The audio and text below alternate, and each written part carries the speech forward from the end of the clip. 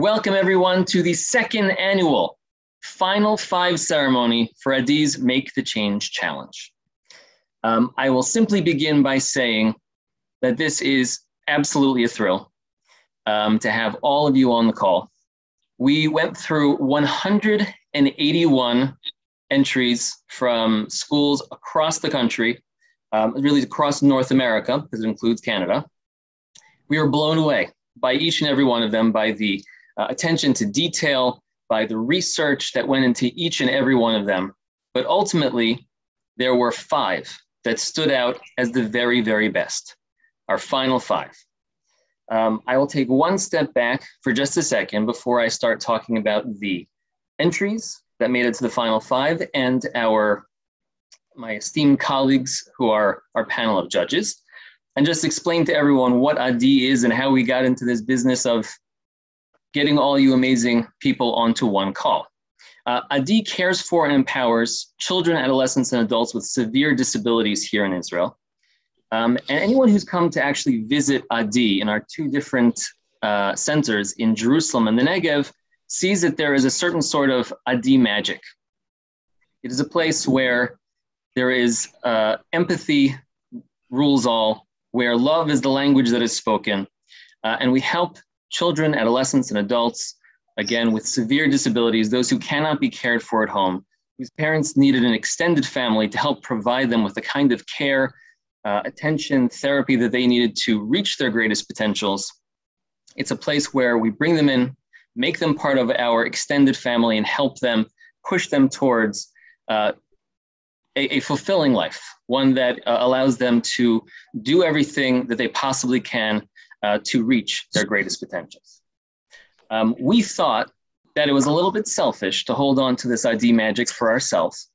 So for those who cannot come and visit our centers, most of North America, for example, we bring that magic to you in the way of modules, educational modules called Adi Bechinuch, which literally means Adi in education. And all of the educators who you see on this call are all my partners in making sure that their students have real and meaningful opportunities, tangible opportunities for encountering disability, for raising awareness about disability, and promoting acceptance through our Adi Bechinuch programming. The piece de resistance, the crowning jewel of this Adi Bechinuch programming, which includes all different kinds of in-class activities and virtual tours, it also includes this contest. And this contest is run during the month of February specifically, because February is JDAME, Jewish Disability Awareness, Acceptance, and Inclusion Month. And the idea behind this contest, Adi's Make the Change Challenge, is for quite literally these students to think outside the box and make a change, to challenge them to think with their STEM teachers, with their other educators, of accessible design ideas that will help them spotlight the inaccessibility in our world and our communal responsibility to make a change. Each and every one of these students or student groups were tasked with the goal of tackling selfless STEM, taking the STEM that they were learning, hacking the modern world, and creating new devices or improving old ones in an effort to help people with disabilities overcome the challenges that hinder their independence and their inclusion. Now, before I jump into the actual discussion, I do want to just introduce our judges. I myself am a judge, which is a very, very rewarding opportunity for me, but I want to share that with some of my friends. So Leora Ader, who's not here, Leora is actually a special education teacher at Adi Jerusalem, our center in Jerusalem. She was not able to be here, but I will introduce in alphabetical order our other judges. We have Rafi Fisher. Rafi Fisher is the Director of Media Communications at Orcam. Orcam is a technology company that is changing the world through inaccessible technology. Let me have Rafi speak up for a second and tell what Orcam does, because it's exactly along the lines of what we're talking about here. Rafi? Okay, thanks, Eli. Very happy to be here. So Orcam Technologies is really like a leading innovator of personal AI, personal artificial intelligence technology that makes the world more accessible for people who are blind, who are visually impaired, who have different kinds of reading and learning challenges. With our technology, people are able to return to work, to be able to study more effectively, and just everyday activities in terms of social life, in terms of going to the supermarket.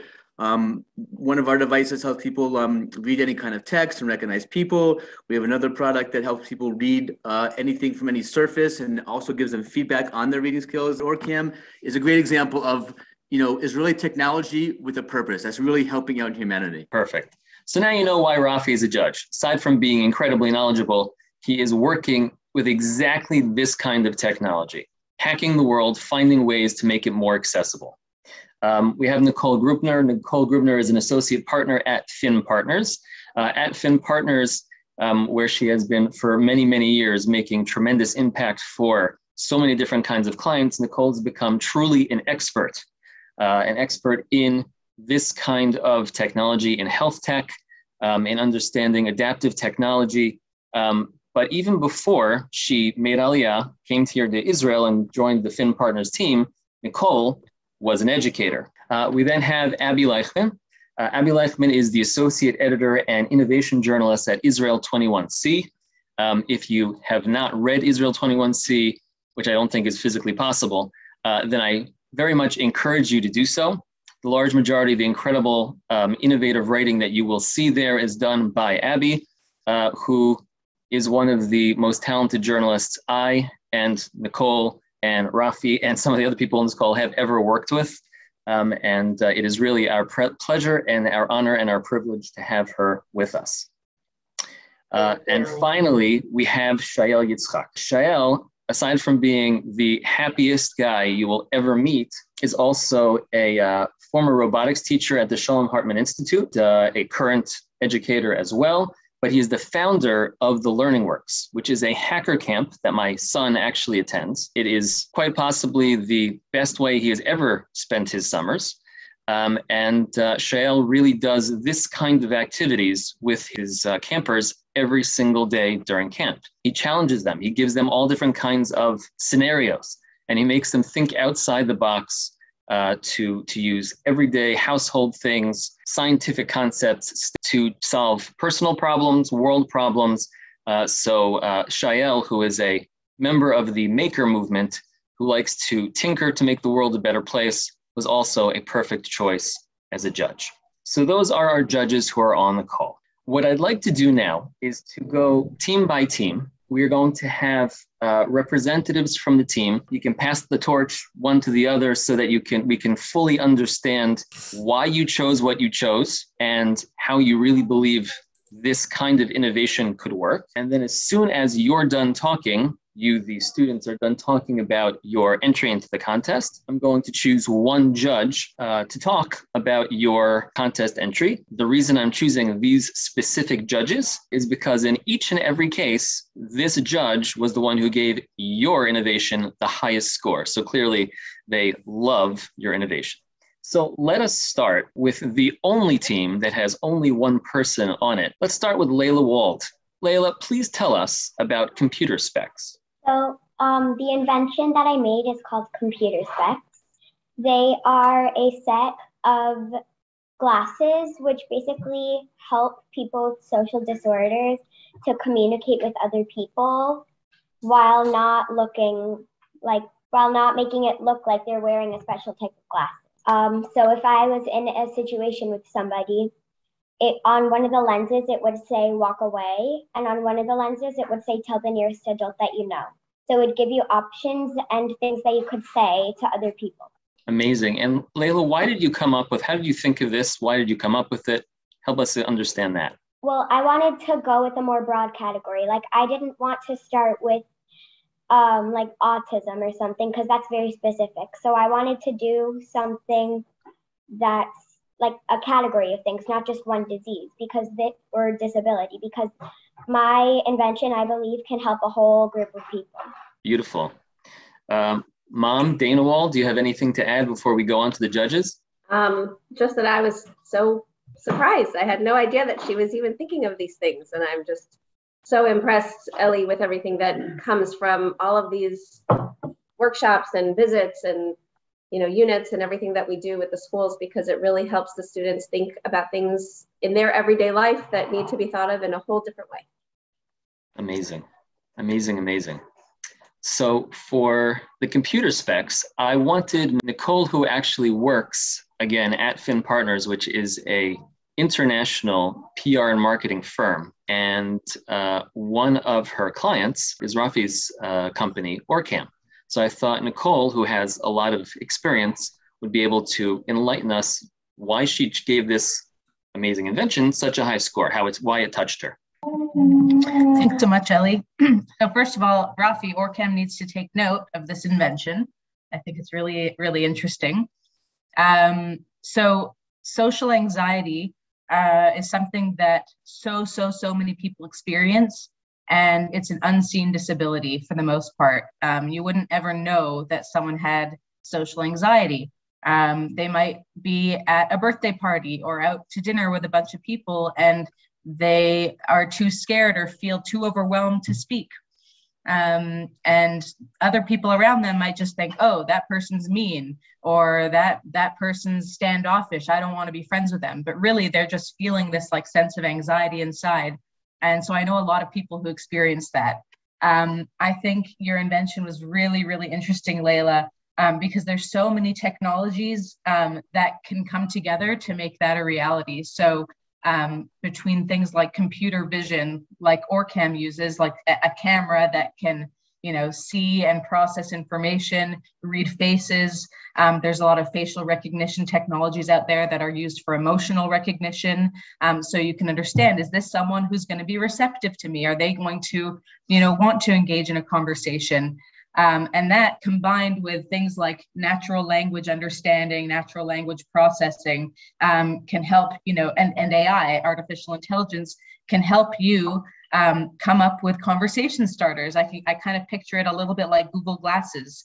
So I thought that was like a really, really interesting idea with a lot of potential, taking technologies that exist, right? So this is like, it's very feasible that this could happen and could really help a lot of people. And like you said, this is a really broad category, and a lot of people experience social anxiety to varying degrees. And so a lot of people could really, really benefit from that type of technology without looking, necessarily like standing out in a crowd. So I thought it was a really well thought out idea. Well said, Nicole. Well, Lyla, what Nicole just pointed out, and what's really, really important to understand, is that when we put this challenge out to everyone, we obviously told everyone that we wanted them to try to the best of their ability to think of solutions for accessibility issues. And always people jump to the assumption that I'm talking about physical disability, just because that's the one that's easier to grasp. It's easier to understand. As Nicole said, anxiety, selective mutism, which is the one you specifically chose, is an invisible disability, as Nicole said. So there are physical disabilities, there are emotional disabilities, there's cognitive disabilities, all the, there's sensory disabilities. There's so many different levels of disability, but so often we focus on the physical just because it's easier to see, it's easier to mimic. Part of the Adi B'Chinuch programming is doing the, doing different modules that help you understand what it might feel like to have a disability, but all of those modules go into physical disability because you can simulate it, but you can't really simulate an emotional disability.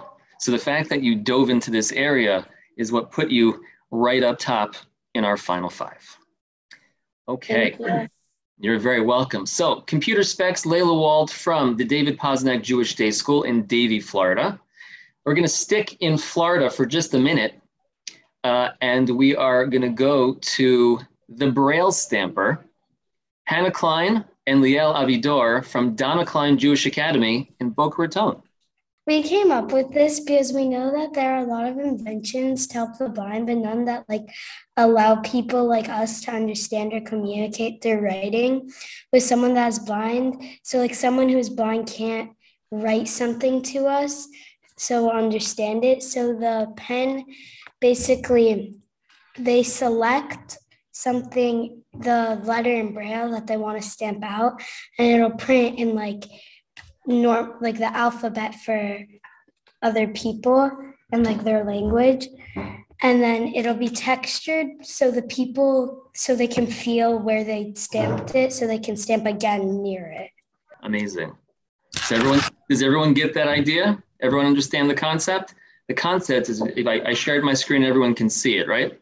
So what they envisioned is this essentially a slider that allows they call it a pen, but it's really a slider. You can call it either one. The idea is it's handheld, something you can fit in your pocket. And it allows someone who's blind to keep it in their pocket to jot down a note for someone who is not blind, right? Because the large majority of things that are on the market has to be electrical equipment if you're going to try to translate from Braille to the printed word, the recognized ABCs. What Batsheva and Liel came up with is an invention that allows you to keep something in your pocket that allows you to write an actual note in the recognized ABCs, even if you're blind. Brilliant. Batsheva and Liel, what grade are you in? Hannah and Liel are in fifth grade? We're in fifth grade, yeah. Fantastic. And Layla, what grade are you in? I am in fifth grade. Fifth grade. So I don't know about you, but I wasn't thinking this way when I was in fifth grade. So this is pretty exceptional for both of you. In terms of the Braille stamp pen, I'm going to be the one to talk about this one. I was blown away because I have always been really enamored with all the different technology that comes out for individuals who are blind. It blows my mind, the fact that we have a fifth grader coming up with a way to allow us to keep something in our pocket, which means it's simple tech, is truly exceptional. So we've heard from Layla and her computer specs. We've heard from Hannah and Liel and their Braille stamper. We are now going to go to our final stop in Florida, the Scheck Hillel Wheel, Lyla Faith, Gaby Faith, and Tamara Berner. Hi, I'm Lyla. Hi, I'm Tamara Berner. Hi, I'm Gaby Faith. We're all in 8th grade and we attend Scheck Hillel. So our project, the Scheck Hillel Wheel, is basically we try to help people that are in wheelchair bound or that just has difficulties adjusting the hoop. For me too, when I play basketball, it's really hard to lift the handle because it requires a lot of body strength and effort. And it's even more hard if you're in a wheelchair or if you just have difficulties. We came up with this idea because we had all been watching the Paralympics and we were thinking of which sport we most were passionate about. We all play basketball and really enjoy it. We started to brainstorm about it and people with disabilities. We decided to focus on their strengths and look how we could use their strengths to improve their time on the court. For the name, we wanted something catchy and something to draw people in, and that's why we did Scheck Hillel Wheel. Scheck Hillel Wheel is known worldwide, and he's one of a major basketball player. We also wanted to make an enticing and dynamic logo that would draw attention to the viewers. The prototype or the hoop works by turning a wheel. Other basketball hoops require effort and body weight to adjust the height and make something more accessible. There would be a coil inside which is connected to the hoop and it would work like a glue stick. When you turn it one way, it becomes taller, and when you turn it the other way, it becomes shorter. And we want to make something that's easier for people on wheelchairs. And so with this prototype, when you turn the wheel to the left, it gets taller, and when you turn it to the right, it gets shorter. And and thank you so much for this opportunity and for considering us to be in the final 5. Amazing. This one doesn't really need to be explained. It's pretty simplistic. And first of all, when I saw the name Scheck Hillel Wheel, I loved it. So ladies, that was brilliant. In terms of the actual design itself, also brilliant. I'm going to let Abby talk a little bit about why it appealed so much to her, but then I'll add my own 2 cents as well. Abby? Thank you. I think Ellie, you sort of said it when you said simplistic, although I would say it's not simplistic, it's simple. And that's what I like about it. It's, I have to be honest, when I started to look at your presentation, I thought, is this such an important thing to have? And then I realized, it's such a simple idea for somebody to be able to just have a good time. which isn't to be taken for granted. And I found it brilliant that it was just such a simple idea about turning a wheel. And I know that took a lot of thought to figure out, well, how can you adjust something that ordinarily is not adjusted that way? I thought the thought process was good. I thought the idea of just taking a very basic concept of it can be very frustrating for somebody to do the simplest of things, to just, have a good time when they don't have the physical ability to do some very basic movements and adjustments. And I love that you made that possible. And I thought your presentation was very well done. Thank you. Thank you. Exactly. I will only add by saying that I actually pictured someone who's a world-class wheelchair basketball player approaching the hoop and realizing that it is not the correct height and there's no one else around. And, she came to the court because she wanted to play. And then she realizes she can't. How frustrating is that? Just because she can't get out of her chair, she wanted to do the one activity that allows her to be in her chair and still get exercise and still be self-sufficient. And all of a sudden, all the wind is taken out of her sails. She can't do it. But you're giving her that independence back. You're giving her the ability to be self-sufficient and allowing really wonderful things to happen. So kol hakavod to you guys. That was really, really well done. Thank you. We are now going to travel a little up the coast to NYC, the Urban Traveler Wheelchair. We have Maury Fridman, Paula Addy, Garrett Kuhl, and Kylie Demry from the Ramaz School. Who's going to speak for you guys? Me. I'm going to go first. Okay. Go for it, Maury. Hello. Hi, I'm Maury and I'm in 4th grade, and our innovation is for the urban traveler. We wanted to address the following issue. How might we help Casey independently travel through a city easily and safely when accessibility is not always available? In our design, we created an automated system that would dispense a filler material that makes cracks in sock safer to pass in a wheelchair. With the press of a button, the crack is filled, making the streets safer for Casey. So if anyone lives in New York, we all understand that there's so many cracks in the sidewalks, and it's really important for people to get around just the same as we do.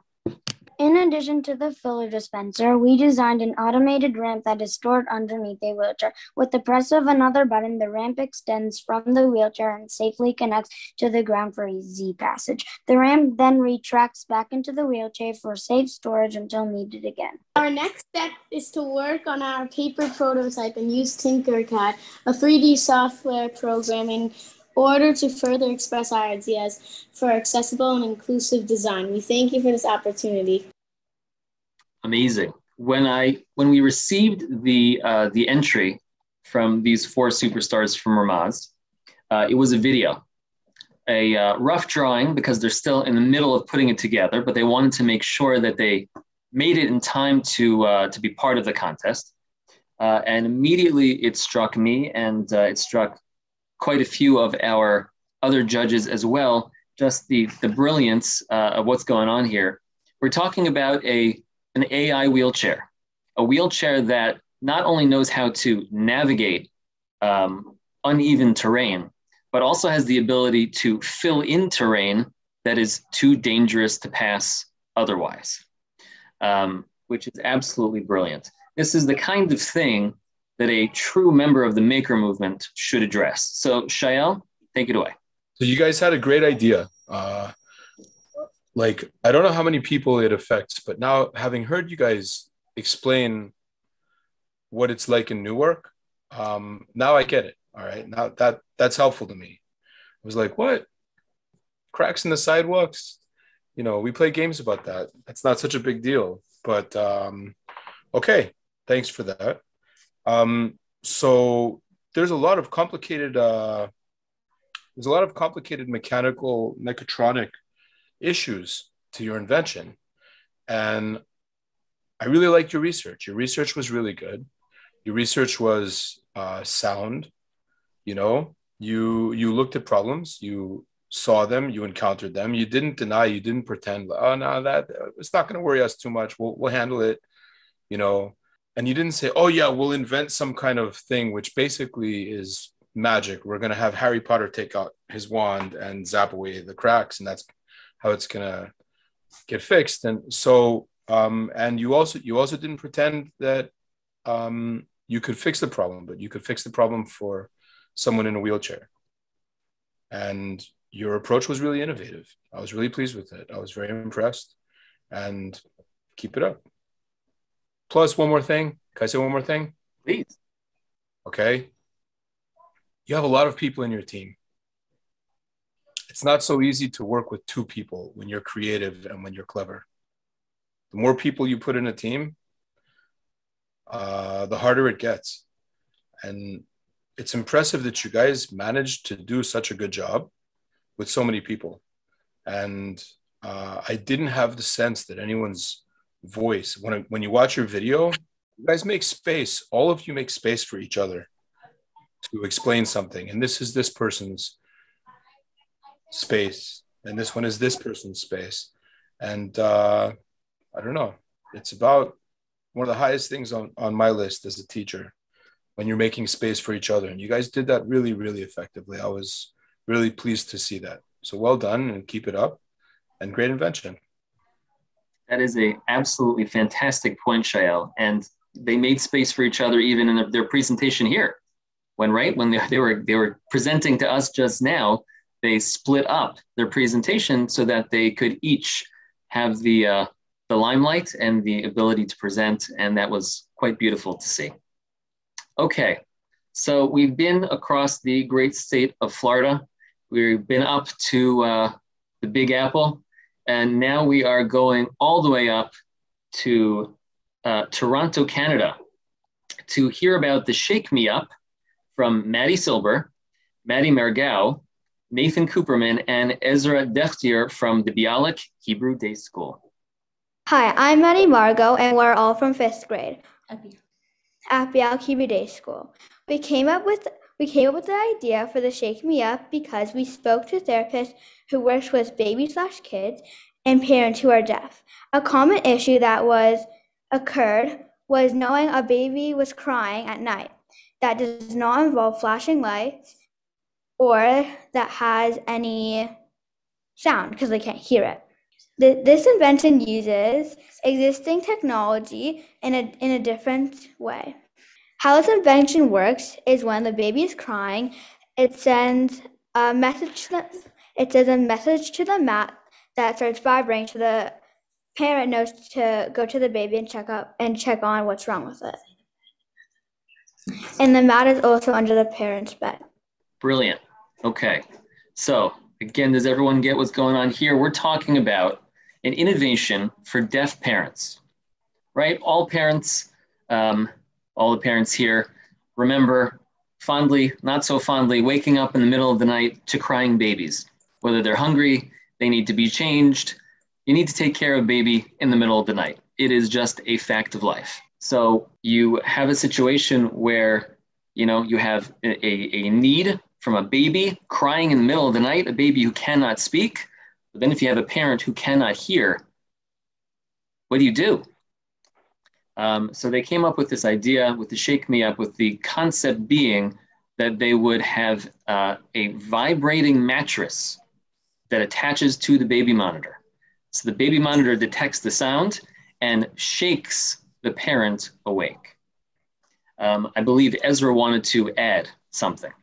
Another reason why we chose this is that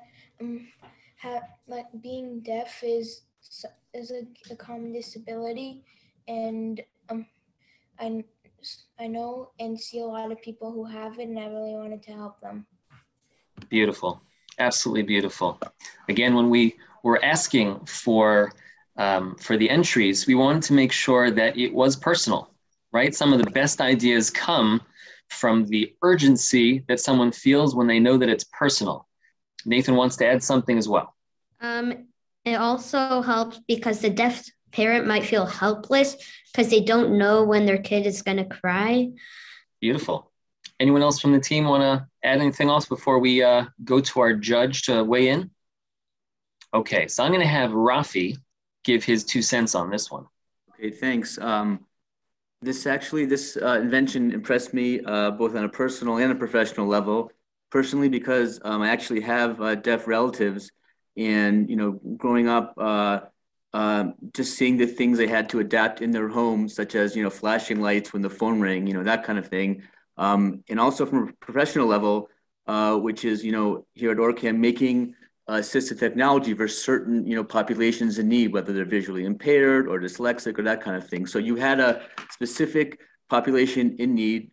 In this case, people who are have hearing loss, who are deaf, and in the invention, I like it a lot because it wasn't something that is some complicated thing that you had to it's not in existence yet. Like you said, like somebody in the group said, you took existing components, and put it together to solve an important issue, right? I mean, the vibrating, mattress, the baby monitor, those are the tools that are available, but you use them to solve a very specific need. That's a very, it's not like a comfort need, it's a very need that addresses, people's like an immediate need for caring of a child, caring of a baby. And I like the sense that it jolts you awake, and that way when your baby's in need. Otherwise, it can cause a lot of anxiety, right? In terms of you not knowing what's going on and not sleeping well and that kind of thing. So I just, from a few different standpoints, from being, taking into consideration, really putting yourself in somebody else's shoes of what could benefit somebody who is deaf, and coming about with these, integrating these two different parts to it, the baby monitor and the vibrating mattress, for a really, what I feel is a very seamless solution to it. So good job, guys. Fantastic. Okay, so we've been through our final 5 entries. Before we go to the next very exciting stage of our call here, I wanted to ask if any of the educators who are on the call have anything to say about the process, their students, anything of that nature. Call out. This is not like your classrooms. You don't have to raise your hand. You can just talk. Sure. Hi, I'll comment on the project that we did. I'm from Scheck Hillel, and my students were the Scheck Hillel team. And when we introduced this project, we introduced it as a unit about Tikkun Olam, and our students had the opportunity to choose from 2 different competitions that fell under that category. And we had a pretty even break of, groups that were interested in this competition and groups that were interested in another competition that dealt with humanitarian crisis. So it really gave students really like the choice and to relate to, to choose something that either they were passionate about or something they could relate to. And it's been a great process. It's our 2nd year competing. And thank you, Ellie, for organizing such a great competition. Hi, everyone. So Mrs. Klein when I'm in Don Klein Jewish Academy. I'm also Hannah Klein's mom, coincidentally. But I wanted to, this is the first time I've worked in a school that had such a, the ability to be part of a program like this. And personally having a family member who has disabilities, and also just bringing something like the awareness to our students, I think was incredible. And we had many students who flew with this idea, and then, across the board, it brought so much to Donna Klein Jewish Academy. And because of that, we are creating a Disability Awareness Day. And I think it just, your program, bring it to the North America and bring it to the American schools, I think is an incredible value to our educational system. And I want to say thank you. Thank you. You guys are amazing. Every last one of you. Thank you. Hi, Ellie. So I'm Gaby Ganonsky. My team, Josh Rothman and Andy Greenspan, are also on this call, and Adrian Laitman and Ruth Gaffney. We're just so proud of our students, the Ramaz, the 4th graders. They're the youngest, I think, in this, actually. And their design for the Urban Traveler was just such a collaborative effort. And I think that you really hit the nail on the head that, yes, they were innovative and creative, but most importantly, they were so kind and welcoming to each other's ideas and really learned from one another, which really just built upon their experience creatively. Our entire student body for the 4th grade participated, and the buzz in the classroom and just what you brought to our school through this program has just been so incredibly impactful, and it will definitely live on with us for, you know, God willing, years to come. So we're just very proud to be part of it, and thank you so much for this opportunity. Fantastic. It is our pleasure to have you as part of our D family as well. Hi, this is Ellen Walheim. I'm the principal of the middle school at Donna Klein Jewish Academy. And from the first moment that I had the opportunity to work with you, Ellie, I can honestly say I changed. And it is such a pleasure and an honor to really be here today to not only hear from the students at Donna Klein Jewish Academy that I know worked so hard at what they were able to present today, but listening to each and every group who really just thought outside of the box, the empathy, the compassion, and the desire to help and change the world is so amazing. And I am just so happy to be a part of this today and every day as we continue to grow and work together to really bring this awareness to the world and to make a difference. So Ellie, thank you so much, and your entire team and everyone here for being able to spend this Sunday together and really doing something special. Thank you. Okay, hey, I just also wanted to join all the thank you. Ellie, it was an amazing program. The kids in grade 5 in our school, it was also grade 5 in Bialik. It's our first year participating in large with this competition, and it was an amazing experience. The kids loved that. They were so excited about it. We submitted 30 something submissions for this competition, and I didn't have even one kid that was not so excited for that. So thank you so much, and I would love to do it again. Guys, just so you know, this is why I do this job. Not for the thank yous. It's hearing this kind of feedback. It's the knowing that each and every school that I've connected with, that there are full classes or even full schools who have been changed, who are thinking differently, with their opening their hearts, opening their minds. You know, we very often, we talk about the distance between us physically because of Corona and just, you know, physically where we're located. But our ID centers are in Jerusalem and the Negev. You guys are in Florida, New York, Toronto. We're so far away. Yet it's very clear that we're a lot closer than, you know, we actually thought. When we open our hearts and we open our minds, we really are close. This ID B'Chinuch programming that we put into motion, it allows us to promote disability inclusion, equity, and access. And again, it allows us to do our part in ensuring that every single community has tangible opportunities for encountering disability, raising awareness, and promoting acceptance. So thank you all for being amazing partners in that. Now, this obviously is very much about learning. There's also a little bit of a cash prize involved. There's a $1,000 grand prize, in fact. It is a gift from the Avraham and Esther Klein Young Entrepreneurs Fund. Without further ado, let us once again run down in alphabetical order our entries before I announce the winner. We have the Braille Stamper, Hannah Klein and Liel Avidor from the Donna Klein Jewish Academy. We have Computer Specs, Layla Wald from Posnack School. We have Shake Me Up from Maddie Silber, Maddie Margot, Nathan Cooperman, and Ezra Dechtier from the Bialik Hebrew Day School.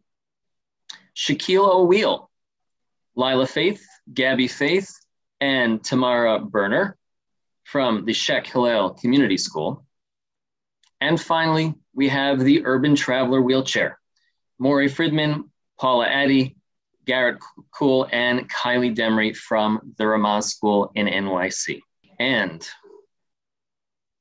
the winner is, by sharing my screen, Shaquille O'Wheel.